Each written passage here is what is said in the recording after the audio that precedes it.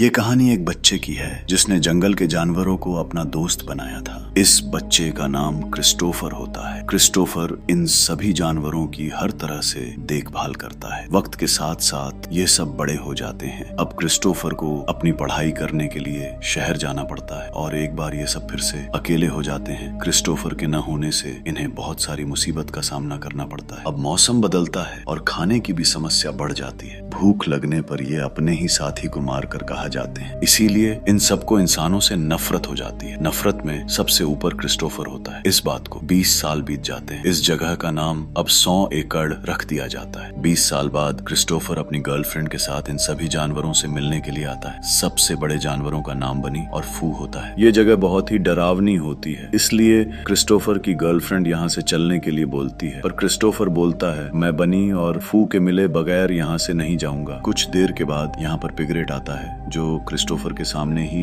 इसकी गर्लफ्रेंड को गला दबाकर मार देता है। क्रिस्टोफर चीखता चिल्लाता रह जाता है और पिगरेट इसे यहाँ से पकड़ कर ले जाते हैं। अब न्यूज में हमें दिखाया जाता है अब 100 एकड़ के अंदर जाता है, वह कभी भी वापस नहीं आता है। इसलिए सरकार इस 100 एकड़ यानी कि इस जंगल में जाने से बैन लगा देती है। पर इसके बावजूद भी एक लड़कियों का ग्रुप अपनी छुट्टियों को एंजॉय करने के लिए इस जंगल में आता है। इनमें से एक लड़की अपना रास्ता भटक जाती है और वह उसी जगह पहुंच जाती है जहां पर पिगरेट रहते हैं। और तभी इसके सामने एक पिगरेट आ जाता है, जिसको देखने के बाद ये जंगल के अंदर भागने लगती है। भागते हुए यह एक पुराने गैराज के अंदर जाकर छुप जाती है, पर पिगरेट इसे ढूंढ लेता है और इसका सर गन्ने का जूस निकालने वाली मशीन के अंदर डाल देता है, जिस वजह से इसकी दर्दनाक मौत हो जाती है। अब हमें दूसरे पिगरेट को दिखाया जाता है जिसने अभी भी क्रिस्टोफर को जिंदा रखा होता है। क्रिस्टोफर ने इन सभी जानवरों से प्रॉमिस किया होता है कि वह इन्हें छोड़कर कभी नहीं जाएगा, पर उसने अपना वादा तोड़ दिया। इसलिए पिगरेट क्रिस्टोफर को छोड़कर जाने की सजा देता है। क्रिस्टोफर का जिस्म जख्मों से भर जाता है। इधर लड़कियों का ग्रुप अपनी लोकेशन पर पहुंच जाता है। ये सब बहुत थक गई होती हैं, इसलिए ये सब अपने अपने रूम में चली जाती हैं, सिर्फ एक को छोड़कर जो रात को नहाने के लिए बाहर चली जाती है। पिगरेट म्यूजिक की आवाज सुनकर यहाँ तक आ जाता है। पिगरेट पीछे से आकर मुंह दबा लेता है। इस लड़की के हाथ पैर बांधकर इसका सर एक गाड़ी से कुचल देता है। अपनी साथी की आवाज सुनकर ये सारी लड़कियां बाहर आ जाती हैं और अपनी फ्रेंड की लाश देखकर ये घबरा जाती। अब इन लड़कियों को पिगरेट देख लेता है। ये अपनी जान बचाने के लिए घर में वापस आ जाती है। इनके साथ साथ पिगरेट भी अंदर आ जाता है। अब यह लड़कियां दो दो के ग्रुप में बट जाती हैं और जूही के आमने सामने होता है। जूही हड़बड़ाहट में पानी के अंदर गिर जाती है और एरिस की जान बचाने के लिए पिगरेट को अपनी तरफ बुला लेती है। पिगरेट जूही के सर पर हथौड़े से वार करता है और जूही की भी मौत हो जाती है। पिगरेट एरिस को उठाकर अपने साथ ले जाते हैं। रेचल और लूसी इनका पीछा करने लगती है। अब ये दोनों उस जगह पहुंच जाती हैं जहां पर जूही को बांध कर रखा होता है। ये दोनों जूही को रस्सियों से आजाद कर देती हैं। यहाँ पर हमें क्रिस्टोफर को भी दिखाया जाता है जिसको अभी भी जिंदा रखा होता है। ये दोनों उसे भी आजाद कर देती हैं। साथ में एक और लड़की को भी छुड़ा लेती है। ये लड़की जूही से बंदूक छीन लेती है। इससे पहले ये पिगरेट पर गोली चलाती। पिगरेट पीछे से आकर इसे भी मार देता है और इस मौके का फायदा उठाते ही एरिस पिगरेट के सर पर हथौड़े से वार करती है। पिगरेट बेहोश हो जाता है और इसे जंजीरों से बांधकर हथौड़ा मार मार कर इसकी जान ले लेती है। दूसरा पिगरेट ये सब देख लेता है और वो एरिस को पकड़कर इसके मुंह में चाकू घुसेड़कर एरिस को भी जान से मार देता है। इधर ये दोनों लड़कियां